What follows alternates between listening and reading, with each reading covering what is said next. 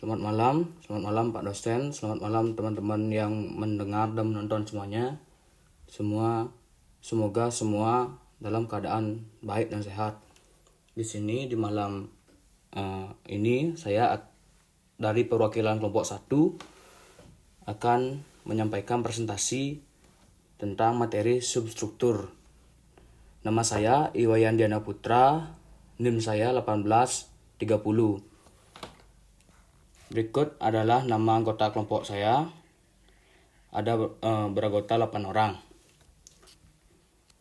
Baik, di dalam presentasi ini saya akan membawakan materi tentang substruktur. Materi pertama yang saya bawakan adalah pondasi raf, atau yang lebih dikenal oleh masyarakat Indonesia adalah pondasi rakit. Pondasi rakit atau raft foundation adalah plat beton yang berbentuk rakit melebar ke seluruh bagian dasar bangunan yang digunakan untuk meneruskan beban bangunan ke lapisan tanah dasar atau batu-batuan di bawahnya. Sebuah pondasi rakit bisa digunakan di mana tanah dasar mempunyai daya dukung yang rendah dan atau beban kolom yang begitu besar, sehingga dari 50% dari luas bangunan diperlukan untuk pondasi telapak sebar konvensional agar dapat menunggung pondasinya.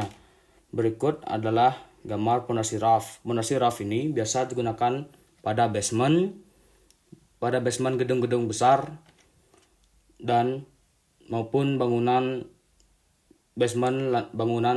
kecil. Berikut adalah tahapan persiapan pengerjaan pondasi raf.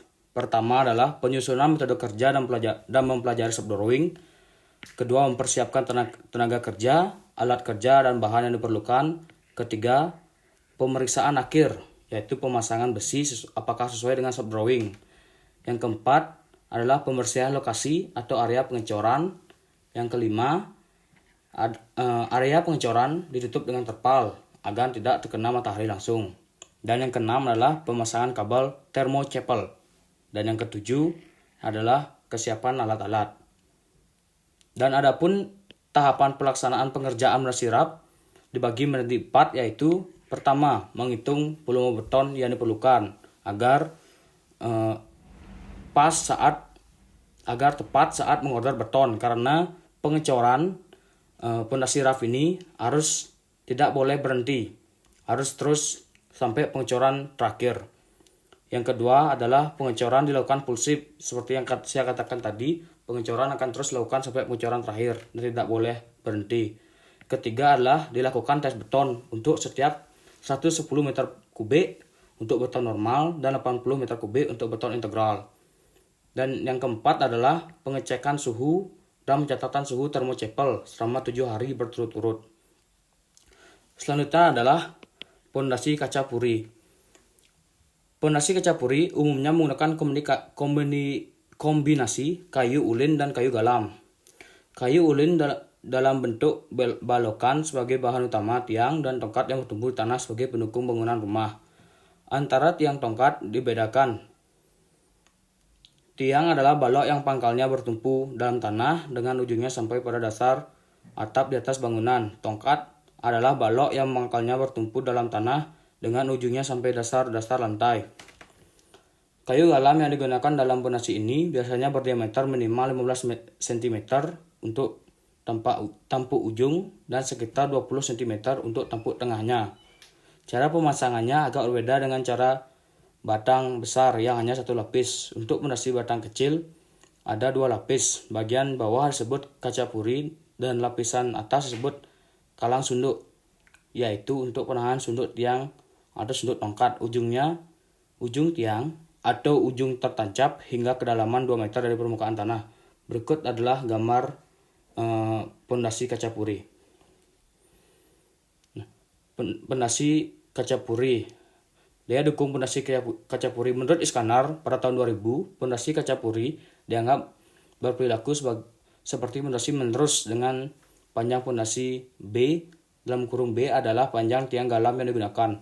Untuk menganalisa nilai daya dukung pondasi kaca puri dapat digunakan beberapa persamaan, yaitu formula Tersaghi.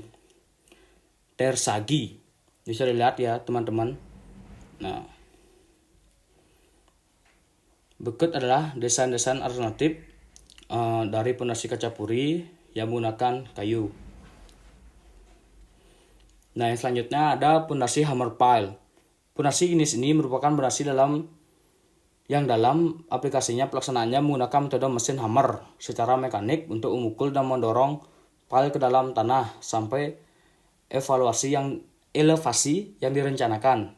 Pondasi hammer pile umumnya terbuat dari beton precast, prategang, atau pre-stressed concrete yang terfabrikasi atau modular. Mesin perancang yang biasanya digunakan berupa hammer diesel driving pile, hydraulic hammer driving pile, atau dengan sistem tekan atau drop, yaitu hydraulic static pile driving. Urutan pelaksanaannya lebih sederhana dibandingkan jenis pondasi bore pile, yaitu dengan melakukan proyeksi mobilisasi precast pile ke lokasi proyek. Kemudian setelah lokasi titik koordinat pile ditentukan, maka tahap pemancangan pada titik pile yang direncanakan sampai kedalaman yang ditentukan. Berikut adalah gambar proses pemasangan pondasi hammer pile. Nah, adapun kelemahan dari pondasi hammer pile yaitu menimbulkan kebisingan dan getaran bagi masyarakat di sekitar lokasi proyek dan berpotensi menimbulkan retak dan patah pada pile sewaktu pemancangan berlangsung. Dan ada metode untuk pengetesan kualitas pile dengan metode pile integrity test dan sonic logging yang berfungsi untuk mengetahui tingkat keutuhan suatu pile baik dari parameter luasan maupun volume suatu pile, sehingga dapat secara dini mendeteksi tingkat kerusakan pada pile, retak ataupun patah, dan dapat dilakukan tindakan perbaikan secara dini sebelum bangunan atas atau support dan upper struktur dilaksanakan. Berikutnya ada mini pile. Mini pile merupakan tiang yang digunakan untuk penyangga pondasi bangunan gedung, jembatan, dermaga, dan sebagainya. Bentuk penampang pile biasanya kotak dengan segitiga dengan variasi penampang 20x20 cm sampai dengan 40x40 cm dengan variasi panjang antara 3 meter sampai 9 meter.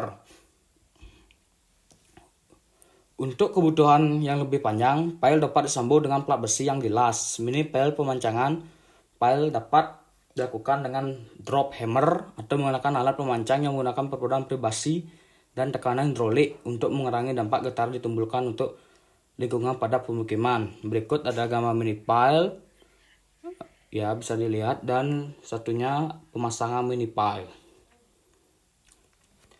Nah, adapun metode pelaksanaan pondasi mini pile adalah menghitung daya dukung yang didasarkan pada karakteristik tanah dasar dan flores dari penyelidikan tanah. 2. Menentukan kedalaman, tipe, dan dimensi pondasinya.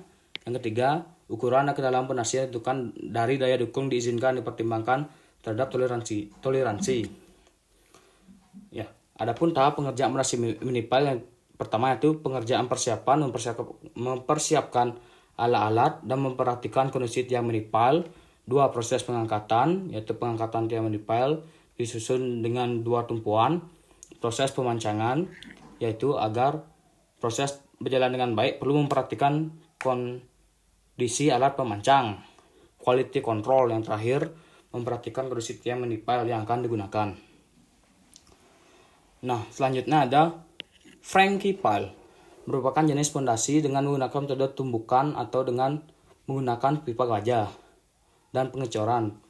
Menggunakan metode pukulan hammer dalam pile untuk memadatkan plug sampai membentuk tonjolan besar pada dasar pile dan dilanjutkan dengan proses pengecoran pada pile. Nah, berikut adalah proses pemasangan dari Frankie pile. Dan berikut adalah gambar potongannya. Nah, adapun prosedur pelaksanaan Frankie pile yaitu pertama, temporary casing ditetapkan pada titik tiang, kemudian diisi adukan beton kering. Yang kedua, kemudian dipukul, ditumbuk atau dengan mesin hammer. Yang ketiga, sampai mencapai kedalaman yang dikehendaki, casing ditahan dan plug ditumbuk sampai keluar pipa casing dan membentuk tonjolan yang membesar pada dasar pondasi. Yang keempat, yaitu perakitan tulangan pondasi. Yang kelima, Rangkaian tulangan pile dimasukkan ke dalam lubang sampai ke dalam tertentu, kemudian dilakukan pengecoran dengan menggunakan pipa tremi untuk mendistribusikan campuran beton. Nah, fondasi selanjutnya yaitu fondasi siklop atau sumuran. Fondasi sumuran adalah suatu bentuk peralihan antara fondasi dangkal dan fondasi tiang. Fondasi ini digunakan apabila tanah dasar terletak pada kedalaman yang relatif dalam. Jenis fondasi dalam yang dicor di tempat dengan menggunakan komponen beton dan batu belah atau batu kali ataupun batu lahar sebagai pengisinya. Nah, ini adalah gambar proses pengerjaan fondasi siklop atau sumuran. Persyaratan fondasi sumuran. Persyaratannya adalah daya dukung fondasi harus lebih besar daripada beban yang dipikul oleh fondasi tersebut. Penurunan yang terjadi harus sesuai dengan batas yang diizinkan toleransi, yaitu 2,54 cm. Alasan menggunakan fondasi sumuran. Bila tanah keras letak lebih dari 3 meter, fondasi plat kaki atau jenis fondasi langsung lainnya akan menjadi tidak hemat. Galian tanahnya terlalu dalam dan lebar. Bila air permukaan tanah terletak agak tinggi, konstruksi plat beton akan sulit dilaksanakan karena air harus dipompa dan dibuang keluar lubang galian. Dalam kondisi ini, fondasi sumuran menjadi pilihan tepat untuk konstruksi yang tanah kerasnya terletak pada 3 atau 5 meter.